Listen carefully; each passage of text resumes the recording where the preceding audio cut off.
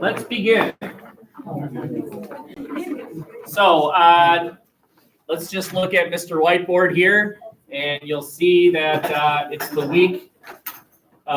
This is the week. So chapters 14 and 15 CIS due Friday. Again, I'll do the doubling of the score thingy. The reason I'm doing that, if you haven't figured it out, is because you have a lot of other things that you're working on. And so I want to make this class not quite so impossible. You're welcome.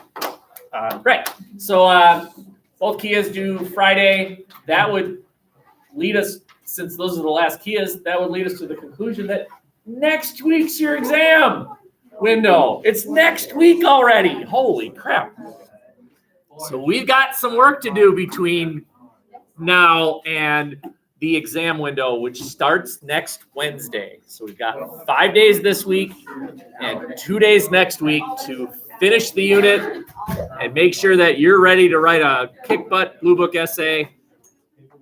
All the while also thinking about your second paper on slavery, all at the same time. You're welcome. What is that slavery? Okay, let's begin by looking at this map. There's one piece of information that is new. Otherwise, you've seen this all before. Just a reminder, this is a series of maps that basically identify land acquisition, treaties, agreements, that sort of thing. Just a reminder that the United States signed a treaty with Britain, drawing this blue line here. It was called the Convention of 1818 or the Treaty of 1818, interchangeable. Drawing line at the 49th parallel. In that same year, the U.S. and Britain agreed to joint occupation of the Oregon Territory. The Americans outnumbered the British vastly, so this seems like it's inevitable that this will become American territory, but not yet. The new thing, the thing that is on here that you are not aware of until now is this red line. That red line right there. That was a treaty that the U.S. signed with Spain. It's called the Adams-Onis Treaty. Adams-Onis Treaty, named after a guy by the name of Adams. That's John Quincy Adams. He'll become president soon. And a guy by the name of Onis. That would be the Spanish guy that agreed to this. And it basically set the border between the United States and Spain. And the U.S. and Spain made a trade. We made a trade. We got Florida, and Spain got, God bless, Texas. That's my phone. Okay, and we promised the Spanish we would never try and acquire Texas. And they bought it, okay? So recognize the year. 1819 is the year we acquired Florida and ceded to Spain any claims at that thing that would soon be called Texas. Oakley dokley? Artichoke. Okay. So here we go. We're adding another year to our president's list. Wouldn't that be a delicious test question? I give you the year, you give me the president. First 10 presidents by name. So Washington is one. Washington. Adams, Jefferson, Madison, Monroe. And then this would be the next person, right? So the 1824 election would be the next person, first 10 persons to be president. I'm just telling you that that's probably a good idea to know the first 10 names. And don't say Washington, that's two. No, it isn't. It's one. Know the first 10 names of our presidents. So here we go. This is 1824. And based on the pie charts over here, you don't even have to make any conclusion necessarily about specifically who won. But based on the pie chart, can you tell me, was this an effed up election? Was this a messed up election? Yep, it certainly was. They're usually two colors, right? Somebody's got a majority, right? let's just take a look at the second pie chart here. Again, you don't need to necessarily make any actual conclusions, but just give me the color. Which color was the majority? Green, right? How many of you agree? Raise your hand nice and high. If you agree green was the majority, you're wrong. Wrong. Everything but. Plurality. Very good. There's no majority. No one has a majority. Majority has to be over. Nobody has a majority. Green's the biggest piece of pie, but it is not a majority. I tricked you. But green is the plurality. It's the biggest single piece of pie. But if we created a Frankenstein monster called candidate red, blue, tan, candidate red, blue, tan would actually defeat candidate green. You see? Mm-hmm. In other words, listen to these two statements. They make sense. More people voted for green than anyone else, but more people voted against green than for green. Mm-hmm. Did you hear me? More people voted for green than anyone else, but more people voted against green than for green. You understand? Okay. All right. Now let's take a look at the electoral vote. Stupid question, but I'm going to ask it anyway. Who won the majority of the electoral vote? Nobody. Nobody won a majority of the electoral vote. And we should know this. You should know the answer to this. When no one wins a majority of the electoral vote, what happens? Nobody. It goes to the House of Representatives, where each state gets one vote. This is the second time it's happened. Right? The previous one was 1800 when Jefferson was running against Adams, and no one won a majority. Well, remember, it was Jefferson actually tying Burr. Remember that? Mm-hmm. Messed up. Well, here's another messed up election. Now, which candidate by color, which candidate would seem to have the strongest claim, I should be president? Green. Green. Why? Because he might not have the majority, but he has the most. Very good. He has more than anyone else. And who's green? Jackson. Andrew Jackson, hero of the War of 1812, vanquisher of the British at New Orleans, veteran of the Revolutionary War when he was 17. He's got more support than anyone else. Anyone else. Yeah, well, that didn't happen. Okay? John Quincy Adams won the presidency because of something called the corrupt bargain. The corrupt bargain. Imagine if Team Red gave his support to Team, whatever color that is, tan. Team Red, add it up. Go ahead and just add it up by percent. 13% plus 31%. Actually, you should go by electoral vote. Add 14 plus 32. 14 plus 32. 48. It's 48%. Are you at a majority yet? Or 46. Okay, fine, 46. Are you at a majority yet? No. No, not quite. Not quite. You're darn close, but you're not quite there. But let's create a Frankenstein monster candidate called Candidate Red Tan. Red Tan. Candidate Red Tan is more popular than Candidate Green. And then they just need to pick up a few of whoever blue is. And you, in a way, you've stolen the presidency. That's exactly what happened. Mr. Clay told his supporters, vote for Adams, go ahead, vote for him. In exchange, when Adams won the presidency, he named Clay his Secretary of State. I'll scratch your back, you scratch my back. Okay? And on the outside looking in was Andrew Jackson, who wasn't the calmest person ever. Okay? He did not accept this calmly and say, good game. Nah, he was like, I'll see you in 4 years. This is going to be a rematch. Okay? This is known as the corrupt bargain. It says over there, results, Clay's new job. He was the Speaker of the House, so he's the Speaker of the House. He's the guy that gets to run the institution that's going to pick the next president. He's the Speaker of the House, and the House of Representatives is the institution that gets to pick the next president. He manipulates it. so that he wins, not he wins, but his friend, John Quincy Adams, wins. He was then named Secretary of State.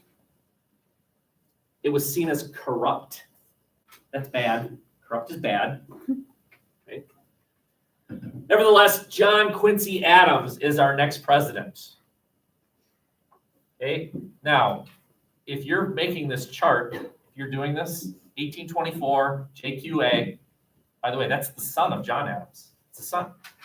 Okay. We've had a few father-son combos. The least recent one was George Bush and George Bush Jr.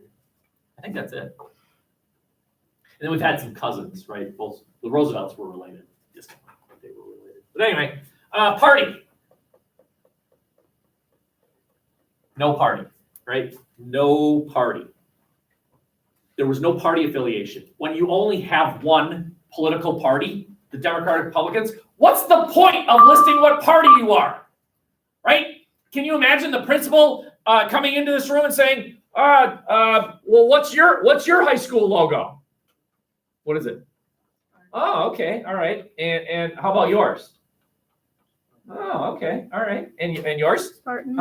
And then in the list of the people who are in this class, listing your name and what your high school logo is, Spartan.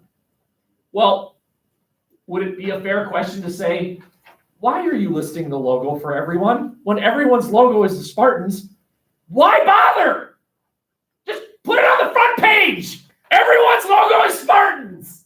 You've just saved ink. You've saved lots of octopuses' lives because that's where we get ink.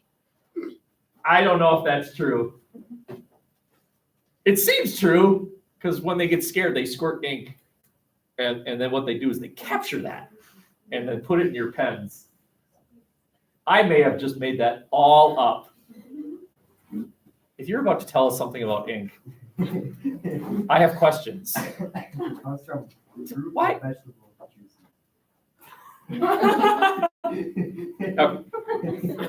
Anyway, unaffiliated. There was no point. There was no point in having a political party because there was only one political party, the Democrat and Republicans. Everyone is a Democrat and Republican. So why list it? You understand? Okay. John Quincy Adams. For 24. John Quincy Adams. John Quincy Adams. There he is. He is the 1824 winner. He becomes president in 1825. Okay. Now, he was liberal, right? Like his father. He might as well have been a Federalist, but there was no Federalist Party. But he might as well have been, but he wasn't. But he was liberal. He believed in federal government. He believed in the national bank. He believed in infrastructure building. He believed in building roads. He wanted to create a national American university. Everyone, one day, one night, Saturday's all right. Get your degree, set yourself free. No, we're missing something. You missed a line. You missed a line. I didn't sing it. Look up. Yeah. It's, All right. it's like nighttime. I need to Yeah, that's right. Nighttime. Okay. Anyway, we are going to skip the Adams presidency. Just know he believed in lots of federal government spending. He wanted to build the world's largest telescope. Why? Well, I don't know. To see things. Right. Science. He wanted to build roads and canals, and there was this new invention called the choo-choo train, and he was sort of in on that, and blah, blah, blah, blah, blah. Lots and lots of federal government spending.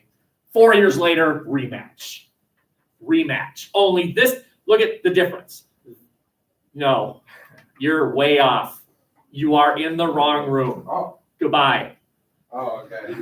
I was so worried. I was like, Next time you walk into a room, check it out. Don't look at the ceiling while you're walking. Just look at the room and think, gee, I don't know. Yeah, okay. Okay, notice 1824, four candidates. It's possible that someone will win a plurality, but not a majority. 4 years later, 2 candidates. Is it possible that someone will not win a majority? It's possible, but incredibly unlikely. The only way is a tie. That's it. Okay? Again, by color, who wins? Who appears to have won? Yeah, that orangey color. Okay? Next question that I have for you. Why didn't any of these states over here vote? They're not They're not states, they're territories. Only states vote. Only states vote. There are people that live there, but they're not states. They can't vote. Okay? Oh, actually, a lot did. That's a story for another day. Okay. You'll notice that Team Red does quite well in the Northeast. That's something called the National Republican Party, and that's John Quincy Adams. 4 years later, a new political party was created. Previously, no political parties. 4 years later, new political parties are created. Team Orangey does pretty well, dominates in the middle, even wins some northern states, dominates in the south. That's something called the Jacksonian Democrats. So this says 1828 election important because 2 new parties. The new parties were the Jacksonian Democrats, which will become the Democratic Party that exists today. The Democratic Party, fun little fact, is the world's oldest political party. You can trace its lineage all the way back to 1828. The Jacksonian Democrats they dropped the Jacksonian. They became the Democrats. Okay. And then something called the National Republicans. And don't make the mistake of thinking, well, that's today's Republicans. No, it is not. They would evolve into something called the Whigs. Exactly right. Okay. Now, just also affiliate point of view. The Jacksonian Democrats were conservative. They're the party of Jefferson's views. They want smaller federal government, more state, less federal. Yes, dear. At what point did the Democrats flip then and become liberal? Great question.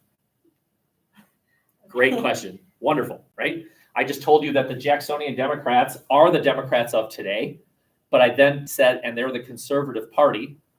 And Erica here realized, gee, today's Democrats are not conservative. They're the liberal party. So they were conservative, and now they're liberal. When did that happen? When was what I call the big switch? And World War II is when the big switch happened. Okay, we'll get there. Okay. Big old rematch. They threw insults at each other. Your mom. Your mom. Yep, mom. And Jackson squashes Adams. Squashes him. Notice second bullet there. You no longer needed to own property to vote. You no longer needed to own property to vote. What does that tell you? Who got to vote? Poor white men. Poor people. Yeah, poor white men. Very good. Poor white men got to vote. People didn't even own property. And what they looked at with Jackson was one of their own. Now, is that accurate? No. Jackson was fabulously wealthy. But poor white men looked at Jackson, looked at Adams, and said, Adams is an aristocrat. He probably takes tea like so and drops everything at 3 o'clock and has some tea. And what does Jackson do? Kills Indians. He's one of us. I would argue that a wonderful synthesis exists between Andrew Jackson and Donald Trump. Same thing. Whites look at Donald Trump and say, he's one of us. Now, economically, is it accurate? No, he's rich. Not white? Okay, fine. He's fabulously wealthy, and yet he's seen as one of us. And I'm not meaning that as a criticism or praise. It's just kind of an interesting observation that Jackson is similar to the way some people view Trump today. Okay, one of us, even though it didn't quite fit, but it worked. Okay, so it's important because new parties. It's important because you no longer needed to own property to vote. Overwhelmingly, poor people voted for Jackson. He was seen as a hero. Jackson is now president. As president, Jackson did not trust his own cabinet. just again, an interesting parallel between Jackson and Trump. Trump has had incredible turnover, firing people left and right within his own cabinet, and trusting another group of people. Jackson trusted a group that he called the kitchen cabinet. These were newspaper writers, unofficial advisors. This was not the Secretary of State and the Secretary of the Treasury and the Secretary of Justice and the Post Office General Master. These were just regular folks who he trusted. He did not trust the cabinet, the official cabinet, because it says here the cabinet was not qualified.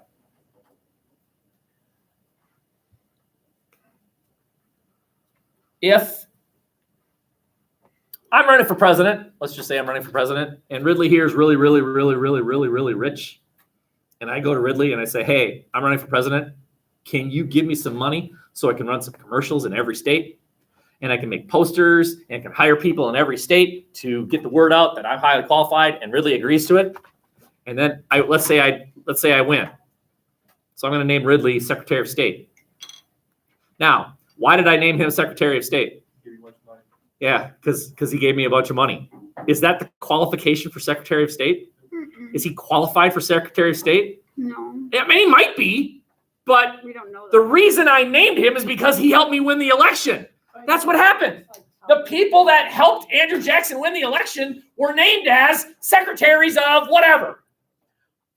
But that did not qualify them to be a good secretary of whatever. And that's why Jackson did not trust these people. They were not actually qualified to be in the cabinet. They helped him get elected. So he didn't always trust their views. He liked their money. He did not necessarily trust their views. This system is called the spoils system. The practice of naming people to your cabinet because they helped you win election, that's called the spoils system. And it was outlawed in 1883 by something called the Pendleton Act. The Pendleton Act actually did something radical. It said, you want a job with the U.S. government? You need to be qualified. Wow. Does anyone happen to know? Because this law still exists today. How do they know if you're qualified? Tests. You're right. You take a test. You take a test. My brother works for the U.S. Army Corps of Engineers, and he had to take a big old test in order to qualify. Any of you want to be in the Secret Service someday? Any of you want to be in the CIA someday? Any of you want to work for the FBI someday? Any of you actually want to run for office someday? Actually, you don't. It's harder to be a postal delivery man, qualification-wise, than to run for Senate. Because in order to work for the post office, you have to take a test. In order to win election, you just have to win an election. Yes. Yes. And if they don't do well, they get angry and shoot people. Oh, another video that won't be posted on the website. We'll not be posting that on the website. Wait, were you referencing something? Huh? What kind of questions are you on? The post. Well, let's see. There are 2 addresses on every piece of mail. Which one do you deliver to? Right? Because there's the one in the upper left corner, and then there's one right in the middle. You get it. It's like, what do I deliver it to? Yeah, but I tried this experiment once. True story. I tried this experiment once. I did not have a stamp. So what I did was I put the return address as the address, just so it would be returned to where I wanted to send it to in the first place. I wonder if it worked. You understand? no. Right? If you put a letter in the mail and there's no stamp on it, what the post office will do is they will return to sender. Well, I had the address I wanted it to go to as the address it was mailed from. Did it work? I don't know. Wait, how? There might be a phone bill out there that I still haven't paid. Okay. The end. No more notes. Let's shift gears.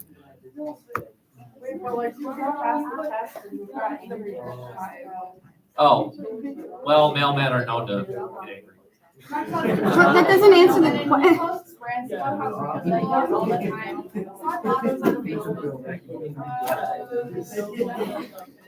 Okay, our next goal is to think about our Blue Book essays. We got to get going on this. So whatever you've done, which includes nothing, if you've done nothing, I'm not crazy about that, but we'll roll. Whatever you've done in the writing of your second Blue Book essay, will you retrieve now, please? Will you get that out on the desk? We're on the wrong page here. I just have my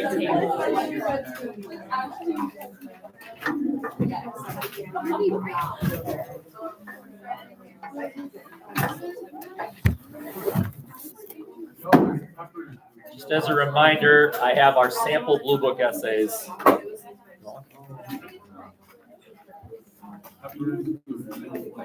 Oh, Potter, you never took my actual Blue Book back. My other one. You never gave it to me. I was going to, and I never saw you. Do you want it still? Okay. Okay. It's in my car. So right now, I'm going to roll with the assumption that you have out on your computers, which is great. That's totally fine. Your 2 paragraphs that I asked you to write already, or something that has to do with your view of which political party had the right approach to one of 3 issues, whether it was taxes or attempts by the federal government to limit speech or attempts by states to nullify federal law. It was one of those issues, 2 paragraphs, a good faith attempt at writing those 2 paragraphs. That's where you should be right now. That's where you should be right now. Okay? Here we are again with Pepper and Amante. So you are in one of several possible locations mentally. Location 1, the one I hope, is that you actually have your version of this paragraph, right? Your version of this paragraph. This paragraph happens to be the paragraph where the writer is suggesting that Peppers might appear to have a really good atmosphere, but it really doesn't. So think about, you. How many of you are going to be writing about taxes? That's your issue, okay? So your first sentence should sound something like this, only you've got different words. Let me read this. It says, some people argue that Pepper's atmosphere makes it a great restaurant, but Pepper's atmosphere leaves a lot to be desired. Okay? So again, this is the paragraph which you are going to prove and then disprove the political party that you disagree with. Okay? So some of you wrote it already, and I saw those of your hands. And so your topic sentence should sound something alike of this. Some people argue that the Federalist Party's view of taxes was the better view, but this view is wrong. Or something like that. Or the Federalist view that taxes were beneficial was wrong. Or something like that. Okay? That's the topic sentence. How many of you are going to be writing about government attempts to limit speech? That's your topic. Ooh, a lot of you. Okay. So your topic sentence, again, for this paragraph, this is the paragraph where you are going to present the view that you disagree with. Okay? Your topic sentence should sound something alike of this. The Federalist view that government attempts at limiting speech was wrong. Or something like that. Okay? Or the other way around. The Federalists the Democratic Republican Party incorrectly believed that no limits at speech should ever exist. Right? You see what I'm doing? I'm stating the view of the party, and it was wrong about issue. Okay, and then I'm going to assume, but let's just see a raising of hands here. How many of you are writing about state attempts to nullify federal laws? Okay. 3 of you. Okay, great. So your topic sentence should sound something like this. The Federalist Party incorrectly believed that states should not be able to nullify federal laws, or the Democrat and Republicans incorrectly believed that states should be able to nullify federal laws. Okay? So there's one group of you that's written your rough draft, and I just said what your topic sentence should sound something like, and right now what you should be doing is looking at your topic sentence and comparing it with what I just said and thinking, yeah, I'm in the ballpark. Or, oh my God, I'm way off. I need to fix this. And then there's another population. Those of you who haven't done this. All right, what are you waiting for? Do it.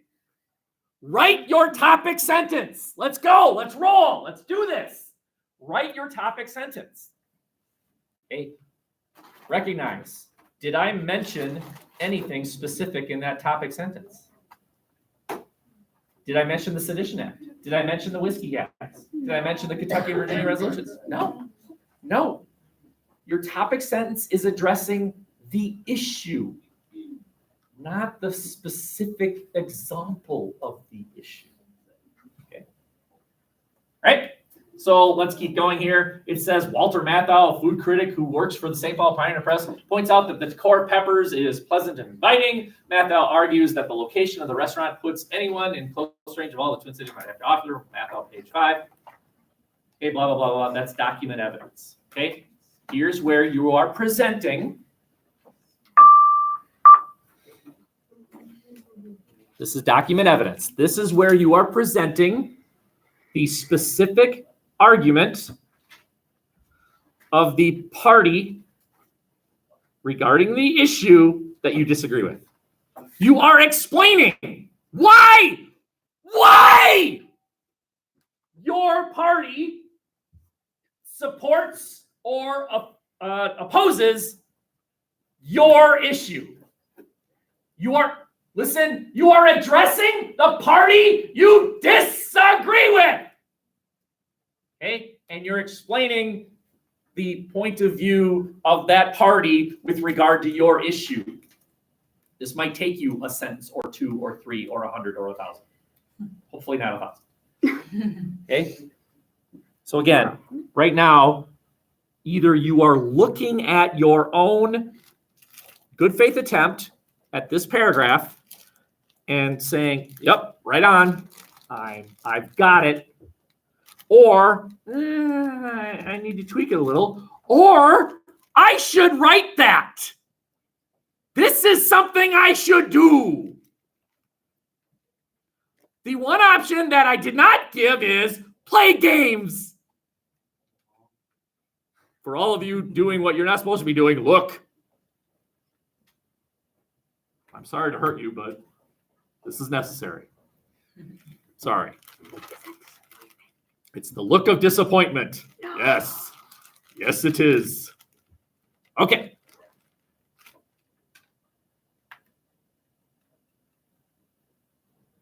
I'm going to keep going now. All right. You sound like such an announcer there. Now what? Now what we do is we analyze and support with supposed evidence. Evidence to suggest, yeah, this might have a point. Okay, so I'm just gonna run with a potential example. Anyone have a preference? Which one? The taxes one? Okay. And which side do you disagree with? You disagree with the argument of the Democratic Republicans that taxes were dangerous and might lead to rebellion. Okay, so your speaker was Jefferson? Was it Jefferson himself? Yes. Okay, so you explained Jefferson argued that taxes could lead to rebellion, basically. Okay, is there any evidence that that's true? No. Yeah, the Whiskey Rebellion. So you create a sentence that goes something like this. Jefferson, there is evidence to suggest that Jefferson might have a point. The Whiskey Rebellion, blah, blah, blah, blah, blah, blah, blah, blah, and did lead to rebellion. Okay, your evidence that you're using to prove not that this view is right, but that some people might think, gee, it appears to be right. So you would use the Whiskey Rebellion. Okay? Anyone else thinking, okay, what do I write about? What would you See, do if you were to disagree with Hamilton's side about it?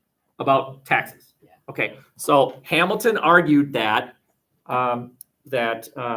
taxes were necessary in order to pay for great programs. Well, isn't there evidence to suggest that there might have been a point there? What programs did Hamilton start? The National Bank. And the National Bank seems to have some validity, getting the U.S. out of debt. The whiskey tax. Pick one.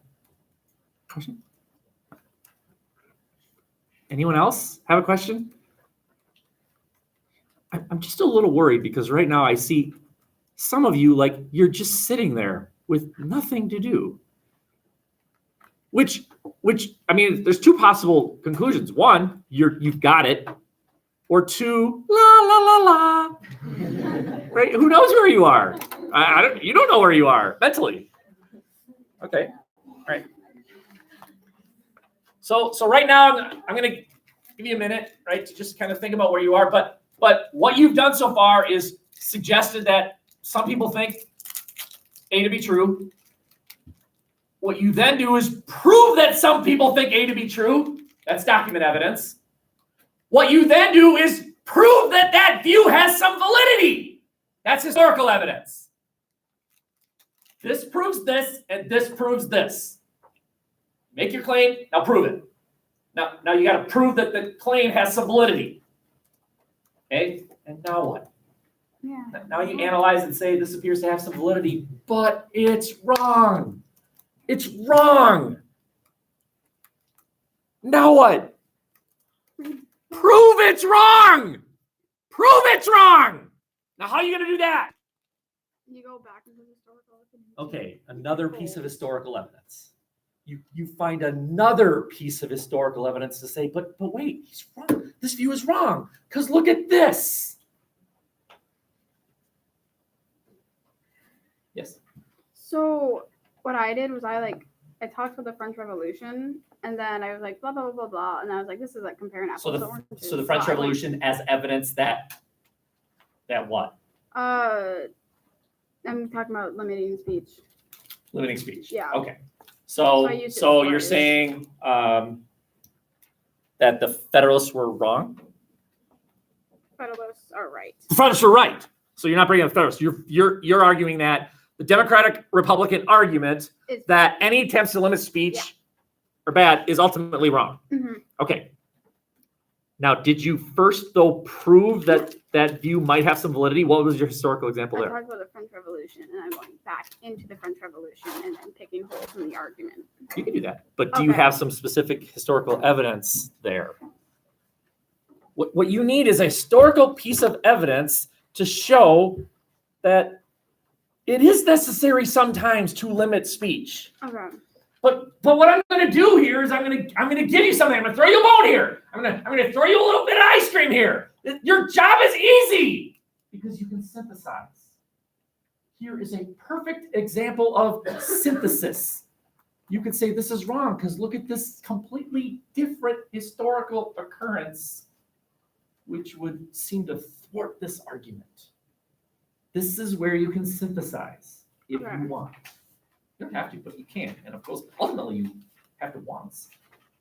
Perfect example is right here. Your second piece of historical evidence in this paragraph could be synthesis, because it's historical evidence to thwart the argument. The argument is timeless. Should the federal government ever be able to limit speech? And she's saying, yeah. But the Democratic Republican said, no, you can't limit speech. Look how they tried to limit speech in France or not, right? Okay, can you go to another time period in American history when there was any attempt to limit speech and prove that's good? That attempt to limit speech is good. Terrorism. Clarify for me. Oh, like, You're saying terrorism is speech?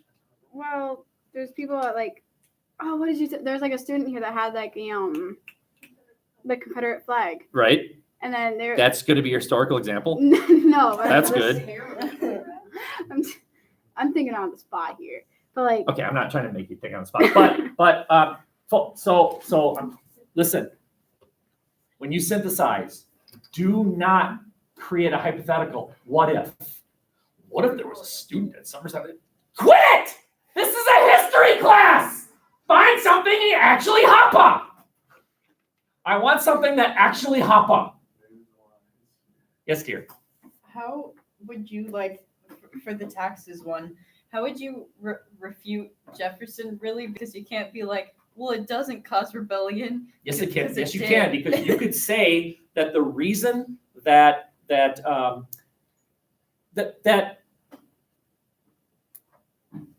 if he speeds, the cop will give him a ticket. Yes? Well, he doesn't want a ticket.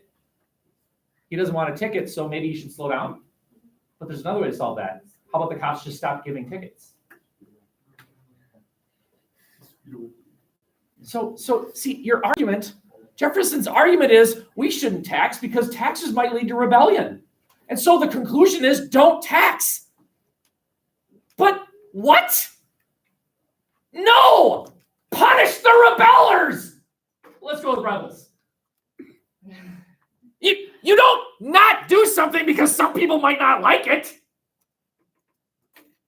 Right? If our school had that approach with cell phones, no cell phones because students have them taken away. Okay, let's just stop taking away cell phones. There, everyone's happy. That's a strange solution. That's what you'd argue. That the suggestion is taxes lead to rebellion. We don't want rebellion, so let's stop taxing. What? No, that's a strange solution.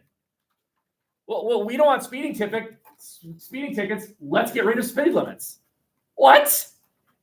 Well, that's a way of solving speeding tickets. If you got rid of speed limits, no one would get tickets anymore. Everyone's happy. Death. Okay. Anyone else? Yes. Do we just have to do one synthesis? One sentence total. Yep. Okay. Now, one more thing I'm going to add here. I do have something that I'm handing out to you. When is this class over? Next mod, or this mod, 47. FAR-T7. Okay. 10 minutes. So one thing I want to point out to you, this is where many of you sort of missed it last essay. You've got to lead me to what your conclusion is. So let's say that you're talking about, as a historical example, government attempts to limit speech, preventing hate speech by the KKK, right? You're arguing that sometimes government needs to limit speech. And your example is a neo-Nazi rally during World War II that the U.S. government shut down. True story. It happened in New York City. There was a neo-Nazi rally. The U.S. government said, nah, I don't think so. Not now. Okay, awesome. And then you end it, right? You talk about the neo-Nazi rally that was shut down by the federal government, period.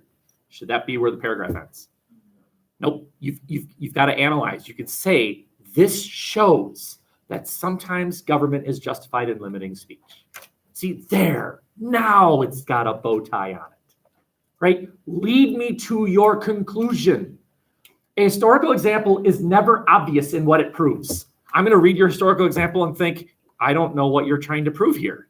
What is the conclusion that you think is inevitable? Lead me there. Take me there. Take me to your conclusion. Take me to your leader.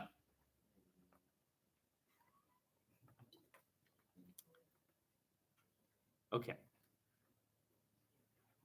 When you walk in the door tomorrow, I want this paragraph completed. And God, do I make it like an assignment? Like where I'm going to look and give you credit or not? I'll let her decide. Should I make this something where you actually are awarded point value for a completed assignment? Not summative, it's a formative, this is practice. But I'm afraid that if I say, and by the way, you don't have to do it, that 3/4 will say, great, I'm not doing it. Write it! Like done, or are you gonna look over it? I don't know, 1. 1 point, yeah. No, 10. 10. 20. Why? It's easy! This is 20 easy points! I don't understand what the stress level is here. Don't throw your computer. 200? Now you say 20? I like her. It is a 20-point assignment. Let's say 10. 15. I don't want it worth equal to a Kia. It seems excessive. Fine, 20. Who am I to decide? Okay. 20-point assignment, and I reserve the right to award more than just 20 or 0. I'm gonna look at it and say, this is crap. Right? If you write things like chickens and you think, you won't read it, I'm gonna have you submit it. I will create a classroom entry on Google Classroom, and you will submit to me. I'll do it like next month. Tomorrow. Tomorrow, like night. Tomorrow when you walk in the classroom. I want us to work on it. This is 1 paragraph. this is so chaotic. High five. Okay.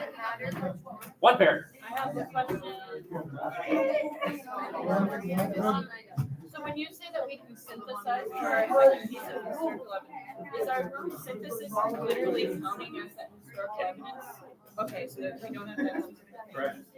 Your synthesis could be your second historical example. Not second historical example plus you synthesize. The synthesis could be your second historical example. I am now handing out to you the second part of the paper that you will eventually be writing on slavery. I am under the assumption that Mr. Lindenberg covered with you the topics that Mr. Colchin is going to be addressing. Yes? He thinks that you're covering it with us. You guys, You're figuring out. Okay. Mr. Potter. Relax. You'll be fine. No, but we don't You at even least know. know the subjects, though. Yes? No, Potter, not really, because he thinks that you're gonna go over them with us.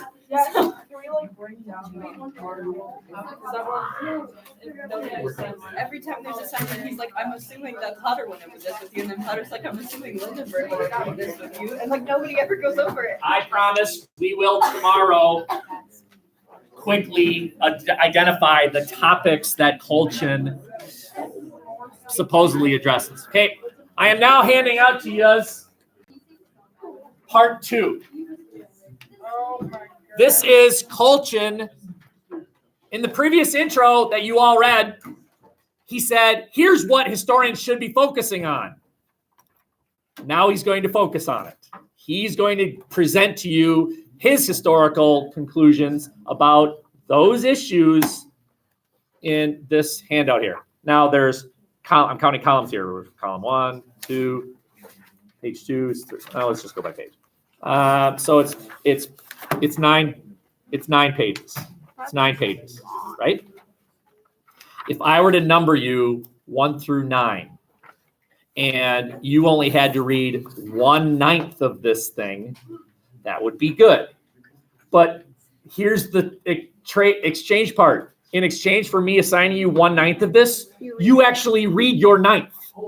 You do a close reading, and you come to conclusions about what Mr. Colchin is saying about slavery.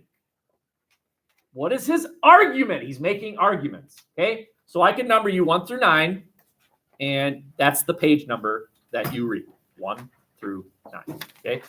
If you're a 9, lucky you, you basically have half a page. Everybody else, you have a full page. And before you complain, I'm asking you to read a page. A page. Have it read by Friday.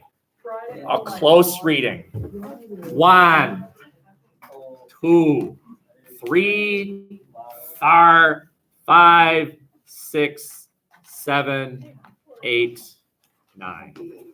1, 2, 3, Brooke. 4, 5, 6, 7, 8. Lucky dog. 1, 2, 3, 4, 5, 6, 7, 8, 9, 1. Okay. Tomorrow, what I will happily do with you is just go through the Colchin intro and say, all right, what do you think the topics are? We'll identify them. And then that'll give you sort of a laser focus of what you're looking for. Okay. So maybe don't read this before tomorrow. Okay. Or if you read it, just kind of glance at it. But then I'm going to probably have you reread it based on 5 or 6 topics that specifically that Colchin addresses. Okay. Wait, is this what you were talking about? Yeah. 1939.